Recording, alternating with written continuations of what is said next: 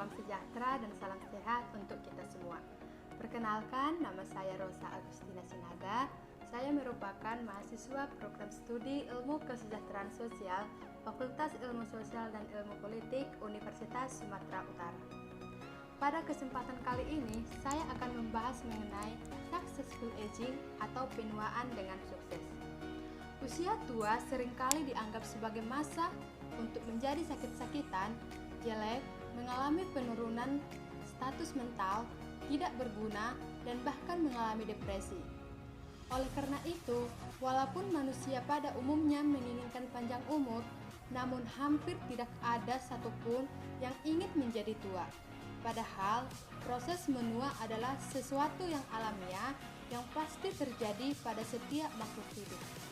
Saat ini, dengan kemajuan dan perbaikan di bidang pelayanan kesehatan, nutrisi, dan latihan jasmani yang teratur, banyak orang tidak hanya berumur panjang, namun juga dapat menikmati kesehatan yang lebih baik. Bertambah pesatnya populasi usia lanjut di negara-negara menyebabkan tumbuhnya kesadaran akan berbagai masalah pada usia lanjut yang harus dipecahkan. Saat ini, usia lanjut mulai dilihat dari sudut pandang positif.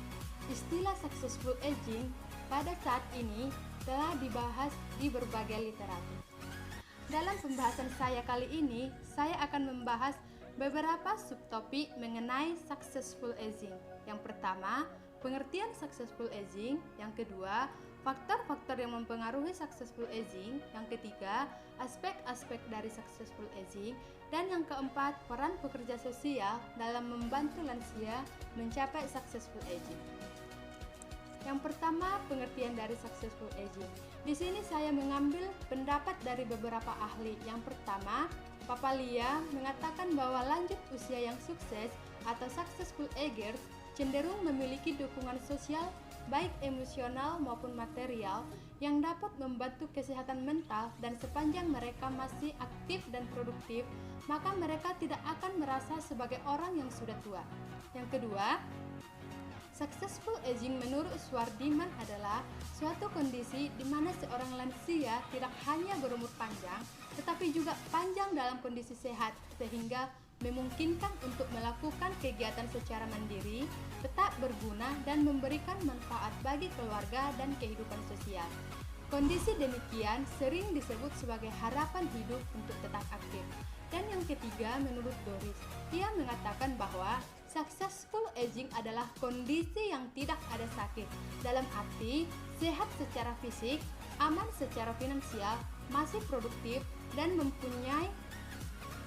mandiri dalam hidupnya, mampu berpikir optimis dan positif, dan mampu terlibat aktif dengan orang lain yang memberikan makna dan dukungan secara sosial dan psikologis dalam hidupnya.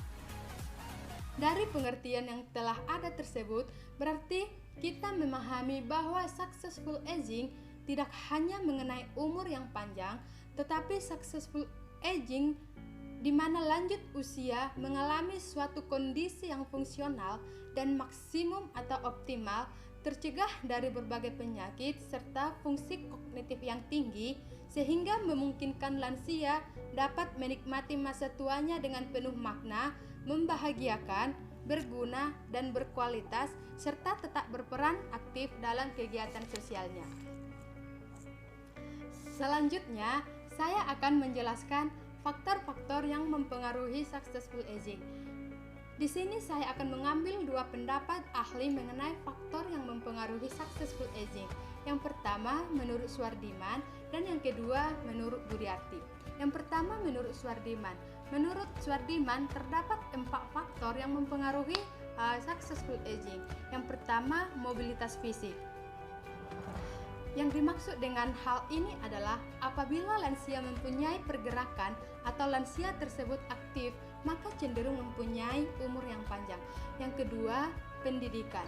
Swardiman juga mengatakan bahwa tingkat pendidikan memiliki pengaruh besar untuk lansia untuk memaknai kehidupan, di mana semakin tinggi kesadarannya dalam memaknai hidup, ia akan menerima kenyataan dengan lapang dada dan merasa bahwa semakin tua memang akan mendatangkan banyak konsekuensi kehilangan.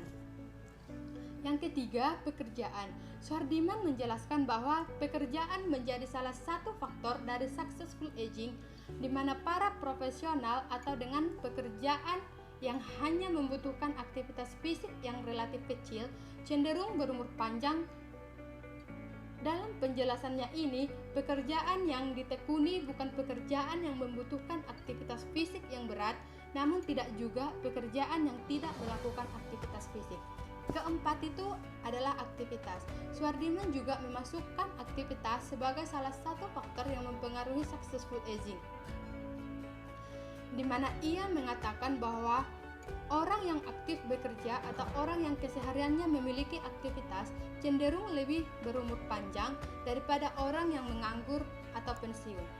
Selanjutnya, faktor yang mempengaruhi successful aging menurut Budiarti, di mana menurut Budiarti terdapat 5 faktor yang mempengaruhi successful aging. Yang pertama, faktor fisik dan kesehatan, di mana faktor fisik dan kesehatan ini merupakan pola hidup yang sehat akan membuat keadaan fisik dan kesehatan lanjut usia tetap terjaga. Pola hidup sehat yang dimaksud yaitu mengontrol pola makan, seperti menghindari makanan yang menyebabkan penyakit, mengonsumsi nutrisi dan vitamin bagi kesehatan tubuh, rutin melakukan check up kesehatan, serta aktif dalam kegiatan olahraga untuk menjaga kesehatan fisik. Yang kedua, faktor aktivitas. Lanjut usia mampu memanfaatkan waktu luang mereka dengan melakukan aktivitas-aktivitas yang disenangi, seperti aktif di kegiatan lingkungan, membantu anak-anak belajar, menjadi guru les, ataupun sebagainya yang dirasa berguna untuk orang lain. Yang ketiga, faktor psikologis, di mana sikap-sikap positif pada lanjut usia seperti menyadari akan segala kekurangan yang ada dalam dirinya, mampu menghadapi serta menyelesaikan masalah pada dirinya, serta tercapainya tujuan akan membuat lanjut usia menjalani usia senjanya dengan perasaan optimis. Yang keempat yaitu faktor sosial, di mana dengan adanya dukungan baik dari keluarga maupun lingkungan kepada lanjut usia untuk tetap melakukan segala kegiatan di lingkungannya akan membuat lanjut usia merasa diakui atau dihargai. Dan yang kelima, faktor religiusitas, di mana rutinitas yang dilakukan lanjut usia untuk menjalankan ibadah serta mengikuti kegiatan keagamaan merupakan salah satu bentuk keyakinan yang kuat akan campur tangan Tuhan atas apa yang diperolehnya dalam kehidupan. Selanjutnya, saya akan menjelaskan aspek-aspek dari successful aging. Di sini saya mengambil pendapat dari Lawton, di mana Lawton mengemukakan ada 4 aspek-aspek dari successful aging. Yang pertama, functional well. Yang kedua, psychological well-being. Yang ketiga, selection optimization compensation. Yang keempat, primary and secondary control. Yang pertama, functional well, di mana ini diartikan sebagai keadaan lanjut usia yang masih memiliki fungsi fisik yang baik, psikis yang baik, maupun kognitif yang baik, di mana ketiga fungsi tersebut masih tetap terjaga dan mampu bekerja dengan optimal. Di dalamnya termasuk juga kemungkinan tercegah dari berbagai penyakit, kapasitas fungsional fisik dan kognitif yang terlibat aktif dalam kehidupan. Yang kedua, psychological well-being, yang merupakan kondisi individu yang ditandai dengan adanya perasaan bahagia, mempunyai kepuasan hidup, dan tidak adanya gejala depresi. Kondisi ini dipengaruhi oleh 6 fungsi psikologis yang positif. Yang pertama, penerimaan diri, di mana penerimaan diri yang baik ditandai dengan kemampuan menerima diri sendiri apa adanya dengan bersikap positif pada diri sendiri, mengetahui serta menerima aspek-aspek yang terdapat dalam dirinya, baik positif maupun negatif, dan memiliki pandangan positif terhadap masa lalu. Yang kedua, hubungan baik dengan orang lain, di mana menurut aspek ini, individu yang baik ditandai dengan adanya hubungan yang baik dan memuaskan dan saling percaya dengan orang lain. Yang ketiga, autonomi, di mana aspek ini menjelaskan mengenai kemampuan untuk menentukan diri sendiri, kemandirian, dan kemampuan untuk mengatur tingkah laku. Yang keempat, kontrol diri pada lingkungan, di mana individu yang baik dalam aspek ini mampu untuk memanipulasi keadaan sehingga sesuai dengan kebutuhan dan nilai-nilai pribadi yang dianutnya, dan mampu untuk mengembangkan diri secara kreatif melalui aktivitas fisik maupun mental. Yang kelima, tujuan hidup. Individu yang baik dalam aspek ini mempunyai perasaan bahwa kehidupan saat ini dan masa lalunya saling keterkaitan dan memiliki keberartian. Yang keenam, pertumbuhan pribadi atau personal growth, di mana aspek ini menjelaskan mengenai kemampuan individu untuk mengembangkan potensi dalam diri dan berkembang sebagai seorang manusia. Salah satu hal penting dalam aspek ini adalah adanya kebutuhan untuk mengaktualisasikan diri, misalnya dengan keterbukaan terhadap pengalaman. Ketiga, model selection optimization compensation. Model ini mengacu terhadap tiga hal. Yang pertama, seleksi, yang kedua, optimal, yang ketiga, compensation. Dan yang terakhir yaitu primary and secondary control. Di mana untuk primary control, lansia memiliki motivasi paling mendasar dan berusaha untuk menyesuaikan diri dengan lingkungan. Sedangkan secondary control di mana merujuk pada kemampuan lansia untuk mengatur keadaan mental, emosi, dan motivasi. Selanjutnya, saya akan menjelaskan peran pekerja sosial dalam membantu lansia mencapai successful aging. Seperti yang kita ketahui bahwa pekerja sosial mempunyai berbagai peran yang dapat diaplikasikan untuk membantu kliennya. Dalam hal membantu lansia untuk mencapai successful aging, setidaknya terdapat 3 peran yang dapat dilakukan oleh seorang pekerja sosial. Yang pertama, sebagai edukator atau pendidik. Yang kedua, sebagai broker atau perantara. Yang ketiga, sebagai advokator. Yang pertama, sebagai edukator. Dalam membantu lansia mencapai penuaan yang sukses, pekerja sosial dapat mengaplikasikan peran sebagai edukator. Peran ini berfokus untuk memberikan pemahaman terhadap keluarga dari lansia, di mana banyak keluarga yang belum memahami keadaan dari lansia dan cenderung menganggap lansia sebagai orang dewasa pada umumnya. Padahal, konsep lansia mempunyai perbedaan dengan konsep orang dewasa. Pemberian pemahaman terhadap keluarga ini diharapkan untuk menjaga dan merawat lansia dengan baik sehingga lansia tersebut mencapai tahap penuaan yang sukses ataupun successful aging. Yang kedua, sebagai broker atau perantara.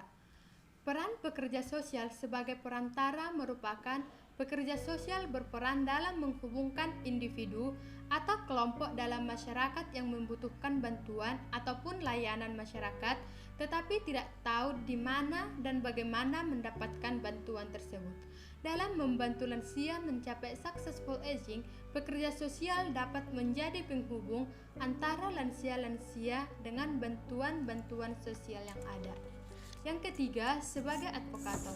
Peran pekerja sosial sebagai advokator dapat mewakili kelompok masyarakat yang mempunyai suatu bantuan ataupun layanan, tetapi institusinya seharusnya memberikan bantuan ataupun layanan tersebut tidak memperdulikannya. Dalam hal ini, pekerja sosial membantu lansia-lansia untuk mendapatkan bantuan atau mendapatkan layanan. Sebagai kesimpulan dari pembahasan saya mengenai successful aging ini adalah bahwa seorang lansia dapat dikatakan sukses dengan tua tidak hanya soal umur yang panjang, namun juga bagaimana ia menjalankan hidupnya di masa tua, bagaimana ia memaknai hidupnya, bagaimana segala kebutuhannya terpenuhi, baik material, sosial, dan spiritual. Successful aging juga didorong oleh berbagai faktor seperti pendidikan, aktivitas, pekerjaan, dan sebagainya, serta aspek seseorang lansia dikatakan tua dengan sukses. Terdapat beberapa aspek. Yang pertama itu ada aspek functional well, yang kedua psychological well-being, yang ketiga selection optimization compensation, dan yang keempat primary and secondary control.